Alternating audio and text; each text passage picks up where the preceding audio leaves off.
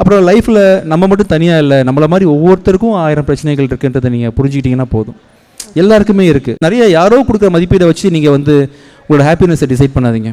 எல்லாருமே நம்ம ஒர்த் இல்லைன்னு சொன்னால் கூட நான் தெரியும்டா நான் யாருன்ற மாதிரி கெத்தாக நீங்கள் பழகிக்கிங்க ஆக்சுவலாக. ஸோ இன்னொருத்தர் நம்ம திறமசாலினோ நம்ம வல்லவரணும் நல்லவரணும் சொல்லணுன்றதுக்காக யாரோட அக்செப்டன்ஸுக்கும் வெயிட் பண்ணாதீங்க.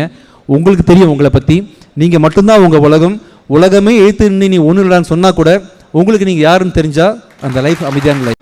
ஹாப்பி தான் டார்கெட்டுன்னு நினைக்காதீங்க. லைஃப் வந்தாச்சு, அது ஜேர்னி தான் டார்கெட். அதில் லைஃப் ஹாப்பினஸ் இருக்கும், சம்டைம்ஸ் வேறு ஒரு ஷாக்கிங்கான நியூஸ் இருக்கும்.